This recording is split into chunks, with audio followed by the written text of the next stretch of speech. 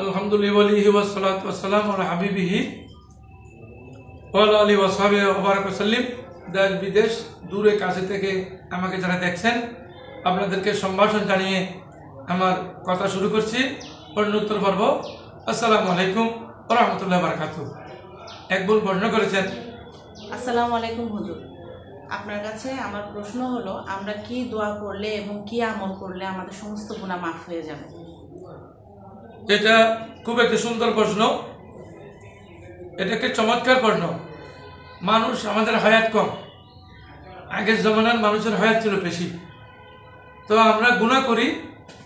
এগুলো গুনাহগুলো মাফের অনেকগুলো উসিলা আছে। তোর মধ্যে একটি উত্তম উসিলা হলো যে বুখারী শরীফের হাদিসের মধ্যে এসেছে, রাসূল করিম সাল্লাল্লাহু আলাইহি ওয়াসাল্লাম ইরশাদ করেছেন, মান ক্বালা সুবহানাল্লাহি বিহামদি ফি ইয়াউমিন মিয়াতা মাররাতিন হাত্তাত খাতায়াহু ওয়া ইন কানাত মিসলু জাবাদিল বাহরে। রাসূল করিম ইরশাদ করেছেন, যে ব্যক্তি বেশি কিছু না, শুধু সুবহানাল্লাহ বলবে, হাঁটতে বসতে, যেমন আমাদের মা বোনেরা তরকারি পরিষ্কার করে তখন সুবহানাল্লাহ বললো, রান্না করে সুবহানাল্লাহ বললো, হাঁটতেছে সুবহানাল্লাহ বললো, বাচ্চাকে দুধ পান করাচ্ছে তখন সুবহানাল্লাহ বললো, আমরা হাঁটতে বসতে গাড়িতে উঠতেছি সুবহানাল্লাহ বললাম, কোনো গানে বসে আছি সুবহানাল্লাহ বললাম। এই সুবহানাল্লাহ শব্দ কিন্তু একটা ছোট।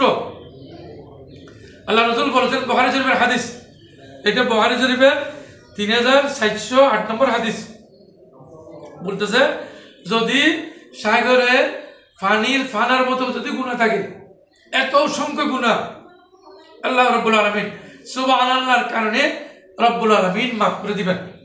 আরেকটা হাদিসের মধ্যে এসেছে, রাসূল করিম সাল্লাল্লাহু আলাইহি ওয়াসাল্লাম ইরশাদ করেছেন, ওয়ালা কালিমাতানে হাবিবাতানে আলাল লিসান সাকিলাতানে ফিল মিজান হাবিবাতানে ইলার রহমান। এগুলো কি? সুবহানাল্লাহ ওয়াল হামদুলিল্লাহ আর সুবহানাল্লাহ ওয়া বিহামদি, সুবহানাল্লাহ আযীম ওয়া বিহামদি। তো এই হাদিসে কেন বুখারী শরীফের একদম শেষ হাদিস, এই হাদিসের মধ্যে 5966 নম্বর হাদিস। এই হাদিসের মধ্যে এসেছে রাসূল করিম বলতেছেন, দুটি শব্দ আল্লাহর কাছে এত প্রিয়, এই দুটি শব্দ যখন আপনারা পড়বেন, আপনারা সমাজের মানুষ বা কোনো আলেম ওলামা অথবা কোনো কৃষক শ্রমিক, হ্যাঁ, কোনো মেয়ে পুরুষ, কোনো মহিলা, এটা যখন পড়বে সুবহানাল্লাহ বিহামদি সুবহানাল্লাহিল আযীম, এইটা পড়ার কারণে আল্লাহ রাব্বুল আলামিন তাকে অনেক জিনিস দান করবেন। বলতেছেন এই দুইটি খফিফাতান আলান নিসার, যে মুখ উচ্চারণ করতে একদম কষ্ট হয় না, সবাই জানে, মুখস্থ করতে হয় না। সাকিলাতান ফিল মিজান, কাল কিয়ামতের ময়দানে এত বেশি সওয়াব পাবে যে এগুলো সওয়াব দিয়ে আল্লাহ রাব্বুল আলামিন যে আমাদের এখানে মিজান যে পাল্লা থাকবে আমলনামার, ওই পাল্লাতে যদি সুবহানাল্লাহ আলহামদুলিল্লাহ সওয়াব দেয়, তাহলে এটা ভরপুর হয়ে যাবে। এটা আল্লাহ রাব্বুল আলামিন ভরপুর করে দিবেন, এত বেশি সওয়াব আল্লাহ দান করবেন। এমনকি আসমান এবং জমিনের মধ্যখানে যে খালি জায়গা আছে, সুবহানাল্লাহ আলহামদুলিল্লাহ লা ইলাহা ইল্লাল্লাহ, এগুলো পড়লে মানুষের এত বেশি মানুষ সওয়াবের অধিকারী হয়, গুনাহ তাড়াতাড়ি মাফ হয়। হাবিবাতান ইলার রহমান, কারণ কি এই দুইটাকে আল্লাহ রাব্বুল আলামিন আল্লাহর কাছে বেশি প্রশংসনীয়, এটা আল্লাহর কাছে বেশি প্রিয়।